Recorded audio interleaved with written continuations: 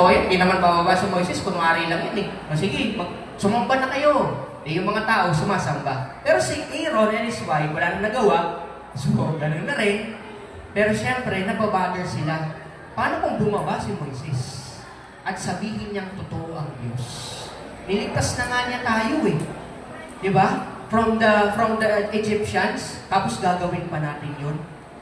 At nangyari, pagbaba ni Moises, alam niyo po ang nangyari? Di ba? Alam naman po natin yan, pagbaba ni Moises, dala na niya yung 10 Commandments. Pinakita niya yung 10 Commandments sa mga tao, sa mga Israelita. Pero, naabutan ni Moises na alin? Nagsasayawan, sumasamba sa golden calf, kung ano-ano mangyayaring mga immoralities during that time. Magpakasaya lang kayo, okay na yan, sige. Yan ang nakita ni Moises. Alam niyo nangyari kay Moises? Siyempre nagalit. Yung inukit ng Diyos na 10 Commandments, binato niya sa mga tao. O, hindi nasira. Gumawa na naman ng bago. Pero alam po ninyo, dun sa nangyari na yun, kay Moses na yun, si Moises pala, nagalit din. Bakit? Tough love ang tawag doon. Hindi lang maintindihan ng mga tao nung time na yun, ng mga Israelita, na tough love pala ang ginagawa sa amin. Bakit? Eh, sumusobra na kami, pasaway na kami, gumawa kami ng golden calf. Okay lang sana kung image ni Lord ang ginawa ninyo. Kaya nga Simbahang Katolika, meron tayong mga image ng mga saints ng Panginoon ni Mama Mary. We are recognizing this one. We honor the images of Mary, Joseph, Jesus, and the saints, and the apostles. Pero yung ganito, hayop, yung ilalagay ninyo, hindi po yan. Hindi po ganyan dapat kabaliktaran dun sa plano ng Diyos. Kaya, nagalit ang Diyos dyan. Okay? So, maiintindihan na natin from the point of view ng story na yan, ang Diyos pala, mabait, patient, yes, slow to anger, kind, forgiving, pero kung sumusobra tayo dun sa limit na yun, when we cross the line, nag-cross ka sa line eh, hindi ka naman pwede doon eh. Halimbawa, bilang estudyante, ako bilang teacher, marami po akong estudyante na sabihin na natin tamad. Di ba? Di ba? Tapos, after nun, pag bumagsak, sasabihin, Sir, pwede po bang chance pa? Hindi ko na binibigyan ng chance. Nandiyan yung grade po eh. So, ang tanong ko lang sa kanya, bakit mo ginawa yun? Bakit di ka nag-aaral? Bakit bumagsak ka ng 74? Ay, hanggang 75 lang eh. Bakit 74 yan? Di ba? Instead na nag-aral, ang ginawa, nag-ML na lang.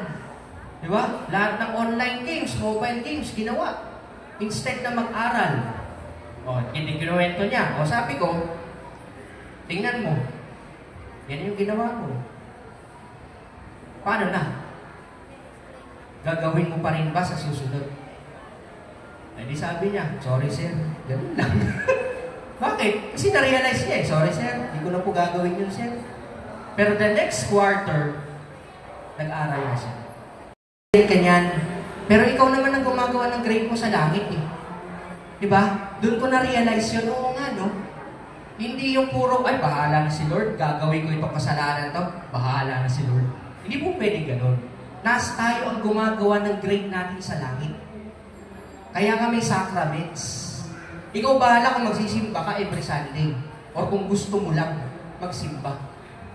Ikaw ang gagawa ng paraan kung gusto mong mag-confession regularly o hindi. Ikaw ang gagawa ng paraan kung ikaw ay susunod sa 10 Commandments, ikaw ay susunod sa Simbahang Katolika, ikaw ay susunod sa morality. Na sa panahon ngayon, for example, sa panahon ngayon, nakakalungkot lang po pero kailangan kong sabihin. Maraming mga tao, especially sa mga Gen Z and pababa. No? Millennials, Gen Z, tapos pababang generation. Sasabihin sa akin, Sir, may asawa na ako. Yung mga graduate na yun eh. Sir, may asawa na ako, Sir. Tinatanong ko, kailan yung kasal yun? Hindi ko nabalitaan. Ay, Sir, di naman kami kinasal eh. Nagbunga na lang. Pero alam niyo, nung tinanong ko sa isang professor ko sa morality noon, nung college ako, naalala ko na yung palang, yung paggawa nun, okay, nag-anak ka without the sacrament of matrimony, grave sin pala yun. So kung sasabihin ng iba, ay uso naman eh, okay lang naman yan, gawin na natin yan, magjowa naman tayo. Okay naman sa babae, okay sa akin. O di gawin na natin. Mag-jowa naman tayo. Tapos nagkaanak. Okay lang. Di ba? May mga tao na may mga kapamilya na, ay, okay lang naman yan. Ginagawa naman ng iba. Pero sa simbahang Katolika, sa mata ng Diyos, yun pala ay grave sin. Nung nagka-girlfriend po ako, I will remember, nagka-girlfriend ako, laging yun yung pag-uusap namin. Pag pupunta ako sa Makati, sa bahay nila, sa may circuit, make sure na nandun yung parents niya. Ganun lagi yung pag-uusap doon. Hindi pwede, ay wala yung parents ko dito, punta ka dito sa bahay, wala yung parents ko. Hindi pwede ganun. So, dinidiscipline ko yung sarili ko, dinidiscipline din niya yung sarili niya. O, kailangan pag pupunta ako sa bahay niyo, nandun ang parents niya. Luckily, ang parents niya lumalabas. Tapos nandun yung kapatid niya, nandun yung yaya, yung katulong. So, walang, di ba, hindi ka matitempta, ay gawin natin to, walang tao eh. Di ba? So, may limit. So, yun pala, na-realize ko sa talk na ito, oo nga, no? God is slow to anger if you are obeying the law of God. Diba? May grade ako eh. May exam ako. Natukso ako. May exam ako. Gusto ko mag-cheat. O kaya gusto kong kung ano man yung gagawin ko na masama. Natutukso ako eh. Nasa isip ko na. Gagawin ko kaya o hindi? Papasok ba ako on time o hindi? A-absent ba ako at sasabihin kong sick leave po ako, boss? Diba? Tapos nasa Boracay ka, sick leave. Diba? Marami mong ganan. At minsan nagawa ko na hulog. May time na ganun. Pero kinampusan ko na po yan.